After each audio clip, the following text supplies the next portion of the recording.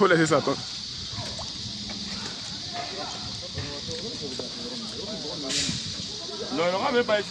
Bonjour chers tous. Ce matin, nous voulons vous présenter un peu la réalité du terrain que nous vivons ici sur le tronçon de Meudon. Nous continuons toujours de parler de cela. Chaque jour que Dieu fait, nous vivons un calvaire au quotidien. Alors depuis cela 2 jours, voici, nous sommes juste après la côte Keïta. Ça fait 3 jours que nous sommes là. Voici que les camions qui font ces tronçons-là sont dans d'énormes difficultés. Il y a ici là quelques 3 jours que nous sommes là. Et la population étant incompétente devant cette situation, les chauffeurs et apprentis et autres sont en train de se débrouiller. De quelle façon? De façon artisanale, pour pouvoir libérer le passage pour que leurs camions puissent passer. Vraiment, pour dire que ça fait beaucoup pitié. Ça fait beaucoup pitié parce que cette situation-là, nous la vivons il y a de cela des décennies d'années. Oui, rien n'est fait. Nous crions, nous appelons les autorités compétentes, mais rien n'est fait. Comme vous pouvez le constater, dans cette voiture, juste devant moi, vient d'arriver de Meudon une femme enceinte qui a été suivie au dispensaire de Meudon, qui est à terme, qui doit accoucher, qui n'a pas pu faire l'accouchement depuis Meudon. Et voici qu'elle est en train d'être transportée par une voiture de transport commun à Sassandra.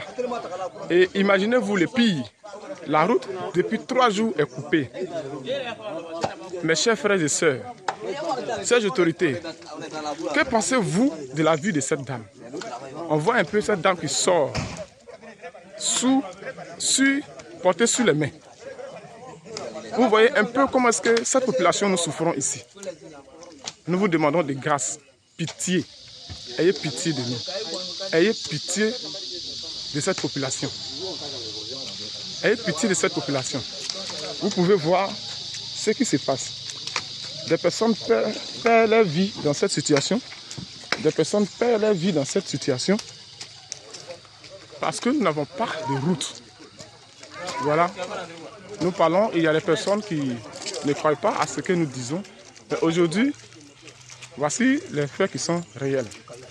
Voilà. Vous pouvez voir cette maman. Voilà. Qui porte déjà le sérum sur elle. Voilà, qui est en train d'être transportée pour traverser la boue sur les mains. Voilà, vous pouvez voir, elle est à terme. Elle ne peut accoucher.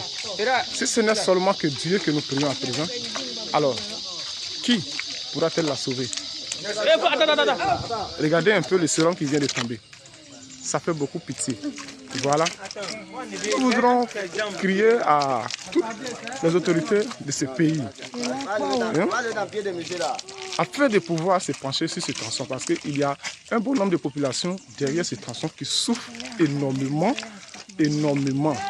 Voici, nous sommes là depuis 3 jours, mais notre cas devient encore moins pétillant que pour cette dame. Vous voyez? Donc vraiment, ayez de la pitié pour cette population qui vit derrière ce tronçon-là, ou bien qui vit le long de ce tronçon du corridor Sassandra jusqu'à sous-préfecture Meudon, jusqu'à sous-préfecture Guiriri. Vous pouvez voir comment est-ce que cette femme est en train d'être transportée sous les mains. Vraiment, c'est pitoyable. C'est pitoyable. Nous vous prions de nous aider. Nous vous prions de nous aider. Nous appelons surtout la pitié du président de la République. Regardez un peu cette souffrance. Vous voyez, nous devons traverser ce lieu-là pour atteindre l'autre côté pour que cette dame-là emprunte une autre voiture de transport commun. Monsieur le Président Alassane Dramane Ouattara, président compétent de la République ivoirienne. Voici, vous pouvez vous-même voir par ces faits qu'une partie de la population de votre pays est dans cette situation. Voilà, ces cailloux que vous voyez là, c'est juste pour remplir le trou de façon artisanale à la main. Ça pourra durer combien de temps? Regardez notre souffrance. Regardez une dame qui est prête à donner vie, qui est dans cette souffrance, qui est dans cette situation. Vraiment, ayez pitié de nous. Voilà, ayez pitié de nous. Ayez pitié de nous. Pensez à ces tronçons. Pensez à nous. Mais quelqu'un est quand même motivé.